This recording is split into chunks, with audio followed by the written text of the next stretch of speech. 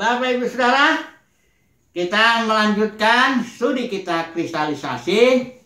Masih kitab Markus, ini baru yang ketiga tema yang kita angkatkan dan merupakan sambungan daripada tema yang kedua kemarin. Judulnya Mesias harus menderita dan juga pengikutnya. Hanya kita harus pelajari dulu ini. Penderitaan jenis apa ini? Karena semua manusia di dunia juga menderita, ya. Tapi tidak harus berarti mereka sedang mengikuti Mesias atau sedang menderita, istilah Paulus koinonia dalam penderitaannya, ya, dalam surat Filipi. Nanti kita singgung itu. Jadi kita harus paham dulu dengan baik, ya. Penderitaan Mesias itu seperti apa, ya? Prinsipnya, ya. Pikul salib itu prinsipnya seperti apa? Karena Yesus jelas bilang, siapa yang mau mengikut aku harus pikul salib. Tapi jangan salah dulu, ya. Apa maksudnya itu, ya. Jadi jangan nanti kalau orang Kristen menderita, dia langsung bilang, inilah salibku katanya. Tunggu dulu lah, ya.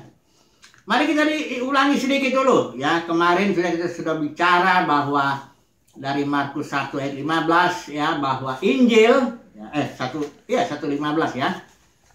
Bahwa di sini Yesus bilang, katanya waktunya telah genap. Kerajaan Allah, yaitu kerajaan sorga, sudah dekat. Bertobatlah dan percayalah kepada Injil. Di surat di Injil-Injil lain, itu khususnya di sinoptik juga, Injil sinoptik, itu juga disebut bertobatlah sebab kerajaan sorga sudah dekat. Di sini dikatakan percayalah kepada Injil. Kabar baik itu tidak lain tidak bukan adalah kerajaan Mesias yang sudah dekat, ya, pemerintahan Elohim yang sudah dekat. Bahkan sudah ada, sudah datang dan sedang datang dan akan datang nanti termanifestasi di muka bumi ini. Ini kabar baik ini, kerajaan sorga ini, ya. Kingdom. Hanya bagaimana dia kabar baiknya ini, ya. Kadang-kadang bukan berarti terus kabar baik, ya, orang yang di dalam pemerintahan Elohim tidak mengalami konflik atau penderitaan. Justru harus, ya, nanti kita lihat. Nah, mari kita melihat dulu. Kemarin kita sudah bahas ini di pasal di mana Yesus menyatakan, ya, bahwa pemberitahuan pertama tentang setelah Yesus pasal 1:8 itu Yesus bertindak, ya, menyembuhkan orang sakit, mengusir setan, ngasih makan orang dan sebagainya, ya, penyembuhan. Terus di Kaisarea Filipi pasal 8 ayat 27 itu Yesus tanya sama murid-muridnya, menurut kata orang dulu, siapa aku ini, katanya. Orang bilang, katanya, ya, ada yang bilang Yohanes Pembaptis, ada juga yang bilang Elia, ada pula mengatakan seorang dari para nabi. Kemudian Yesus tanya, menurut katamu siapa aku ini? Dan Petrus, ya, mendapat wahyuan dari Bapa di sorga. Dia bilang, engkau adalah Mesias. Mesias ini, Bapak Saudara, adalah suatu istilah Ibrani yang berarti yang sama artinya dengan Kristus dalam istilah Yunani. Kristos dalam istilah Yunani. Artinya yang diurapi. Nah, Mesias ini, pemahaman ini muncul awalnya itu ketika Daud mau bangun bait suci, tapi dia ditolak, ya. Dia bilang anaknya akan membangunnya.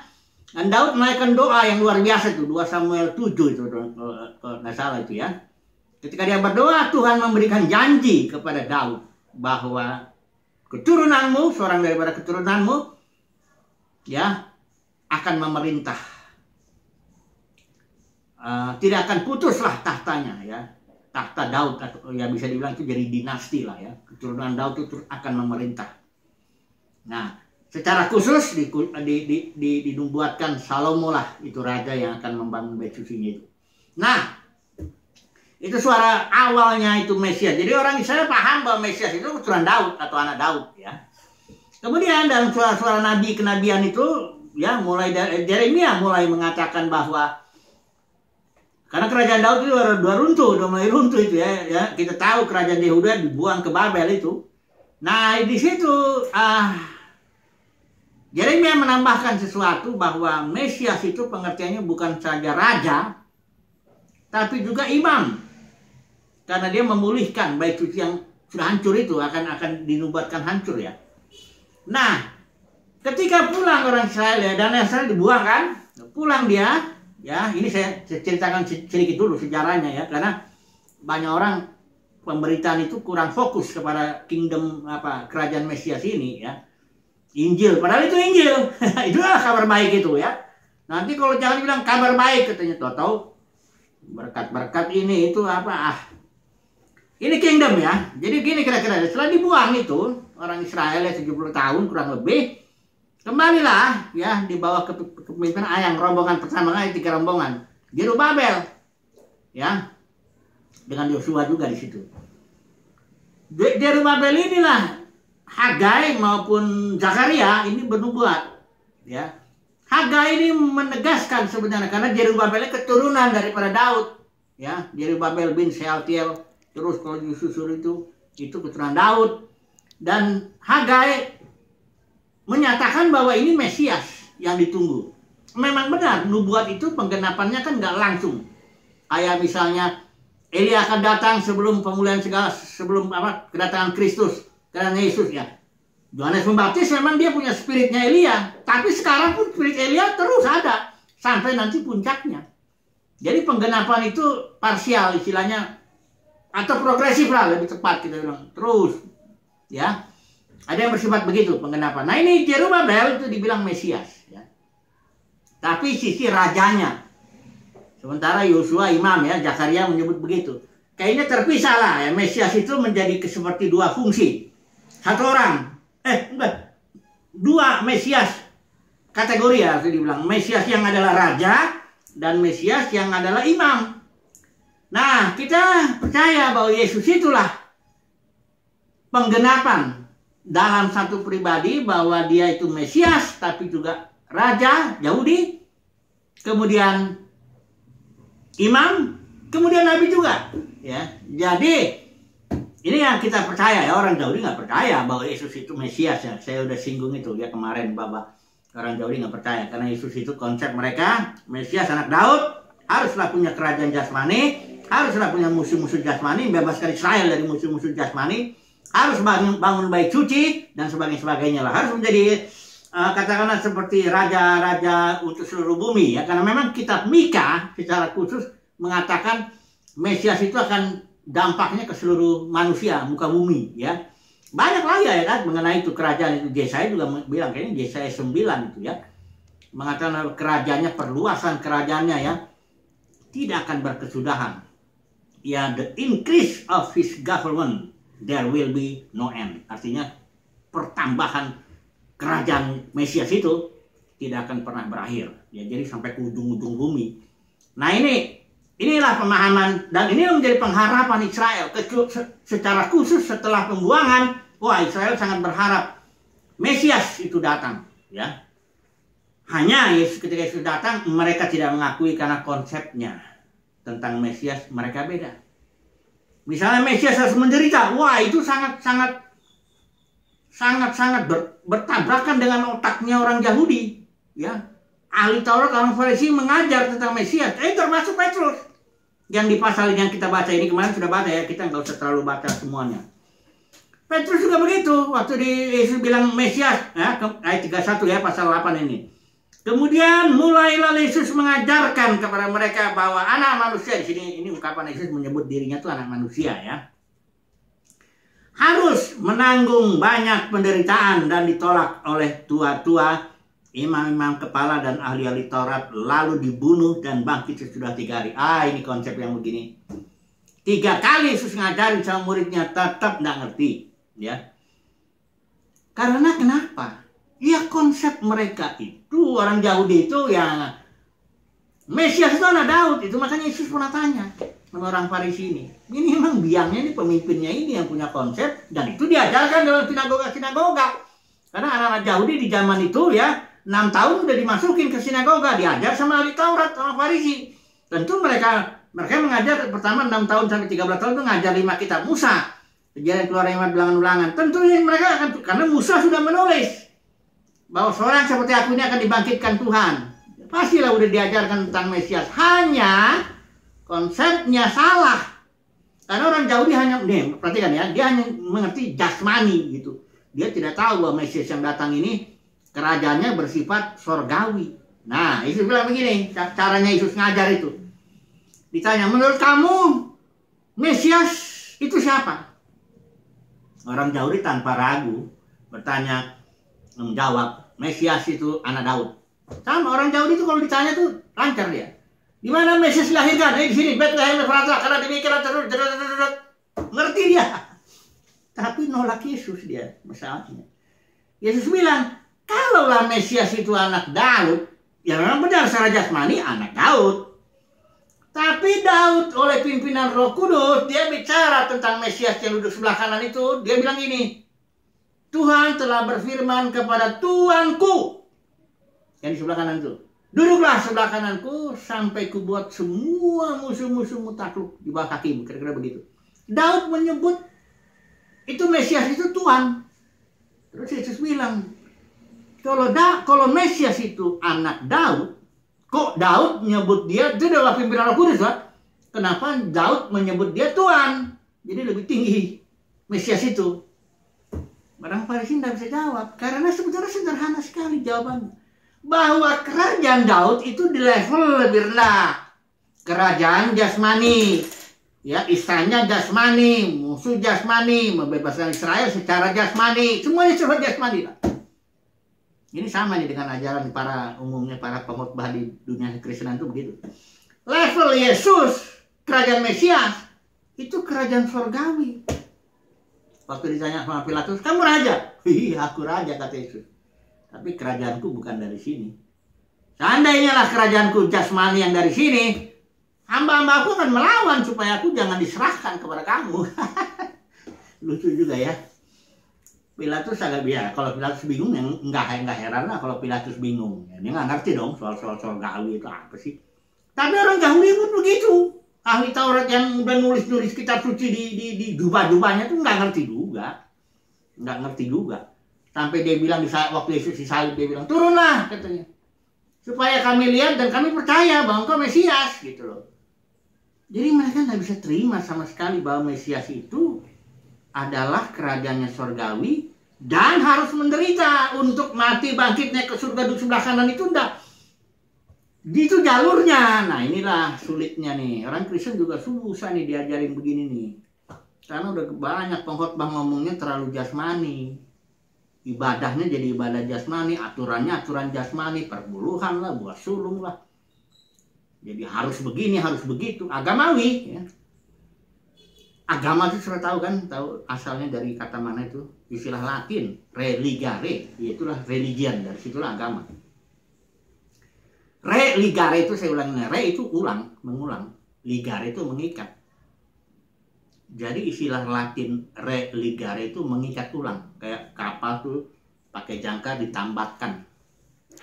Religion itu mengikat ulang orang dengan aturan-aturan agamanya, agamawi.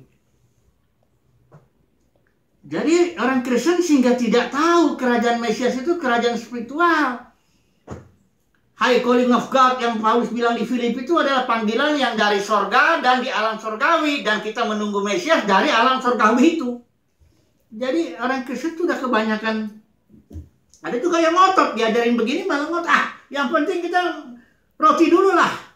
Jangan ngomong-ngomong sorga, rumah di sorga. Di dunia aja kalau nggak punya rumah gimana? Saya pernah dengar orang ngomong gitu.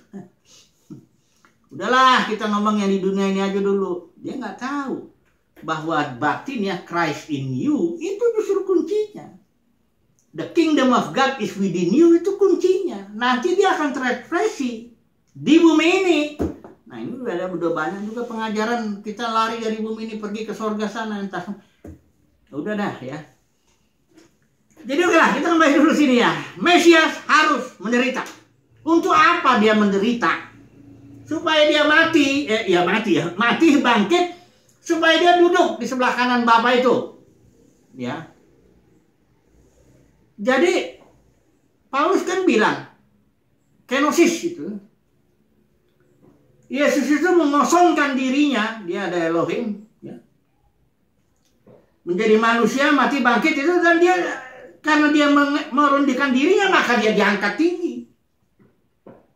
Coba dulu ya, kalau kita lihat di Filipi itu. Jadi ada jalurnya kenapa Yesus diangkat menjadi duduk di sebelah kanan Bapa. Iya, dia punya kemuliaan sebelum dia ada, sebelum dia datang ke dunia, dia punya kemuliaan itu, tapi itu dikosongkan.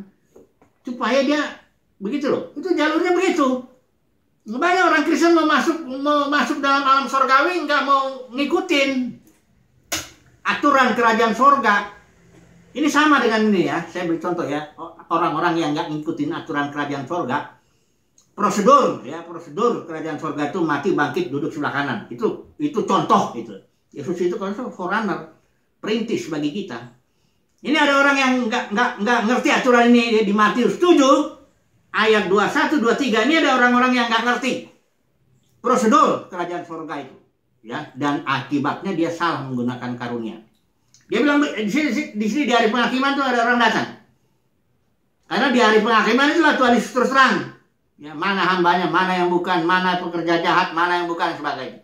Ada orang ngomong begini di situ di hari penghakiman itu, Matius 7 ayat 21 ayat 23 sampai 23. Dia bilang begini, Tuhan, bukankah kami sudah bernubuat demi nama-Mu?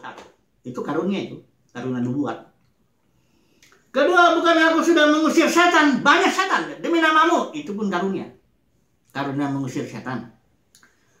Aku juga sudah banyak membuat mujizat demi nama-Mu. Itu pun karunia mujizat, berbagai-bagai tanda. Terus Tuhan bilang begini, aku nggak kenal kamu. Karena apa? Karena kamu di situ lawlessness, ketiadaan hukum. Engkau nggak mengikuti hukum aturan kerajaan sorga. Kerajaan sorga itu tandanya, ya, kehadiran kerajaan sorga itu pasal 1 Markus sampai pasal 8 itu manifestasi daripada kerajaan sorga atau tanda kehadiran kerajaan sorga itu mengusir setan. Satu. Kedua, penyembuhan. Ketiga, ya mujizat, roti itu, ya.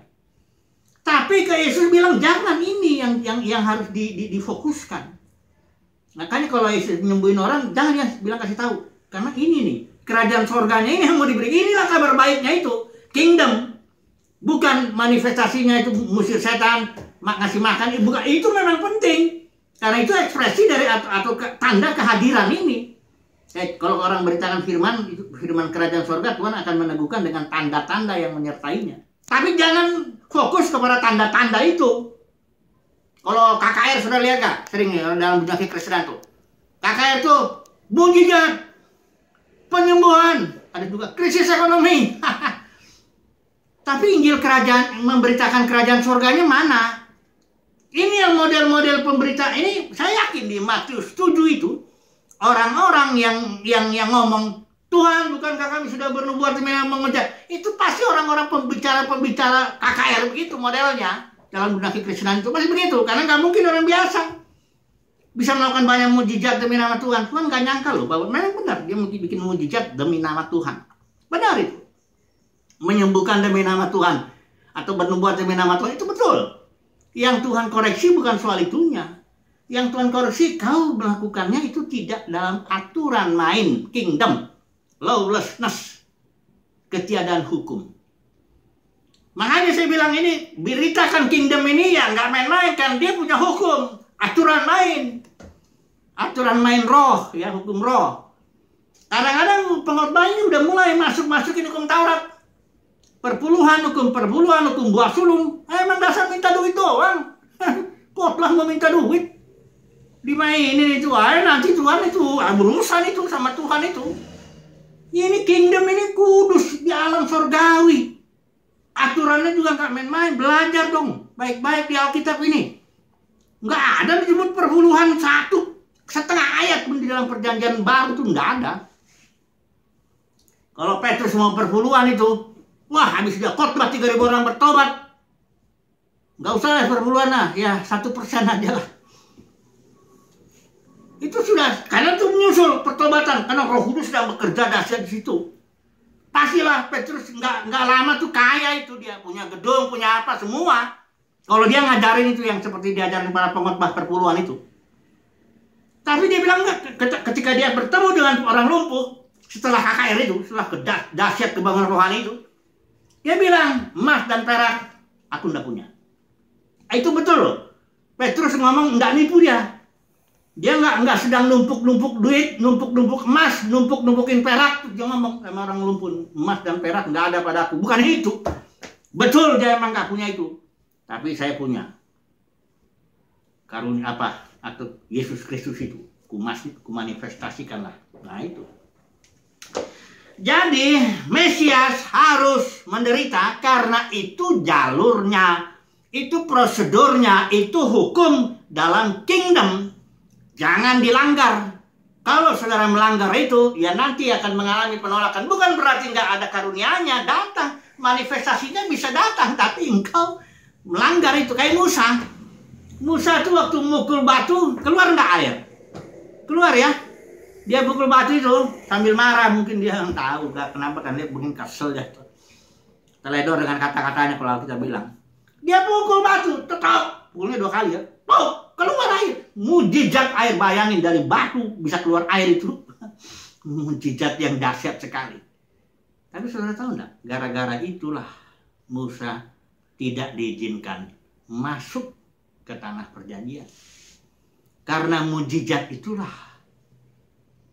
Musa tidak bisa masuk. Saudara tahu ya? Kenapa? Karena ada aturan kekudusan di situ.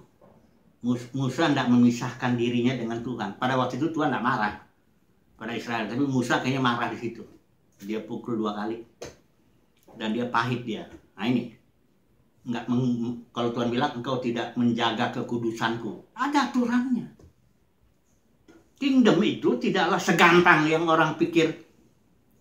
Percaya Yesus masuk surga. Ini kalimat kacau sekali nih. Nggak ada satupun ayat, kasih tahu sama saya.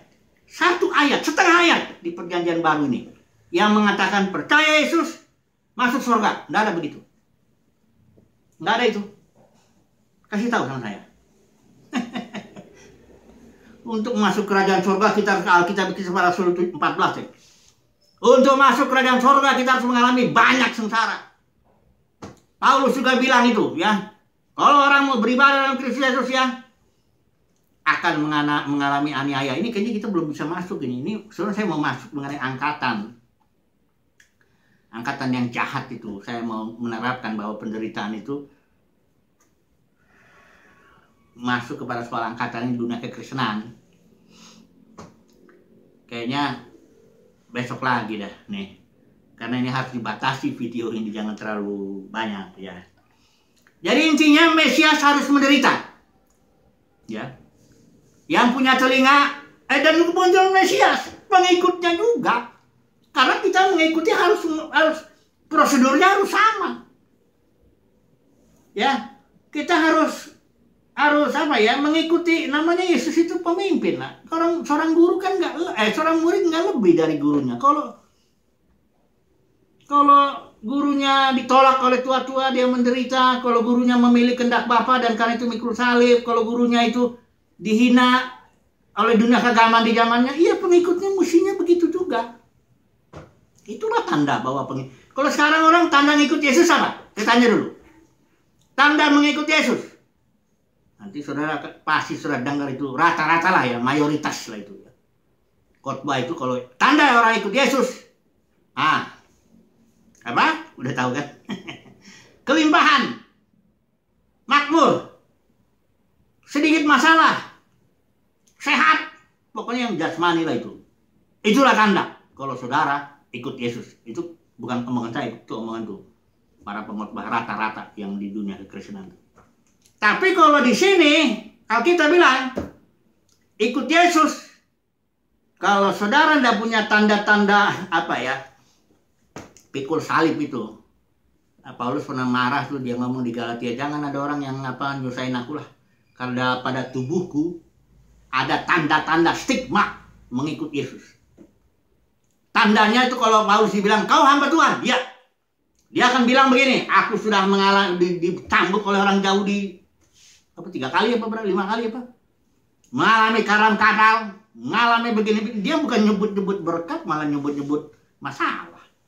Tapi itulah dia. Saudara, saya harus kasih tahu lah bahwa dunia kekristenan sudah kacau, sudah rusak. Beda ajarannya dengan Alkitab tentang kingdom, apalagi tentang kingdom. Ya. Cukup dulu lah. nanti disambung lagi ya tentang angkatan ini. Haleluya. Amin.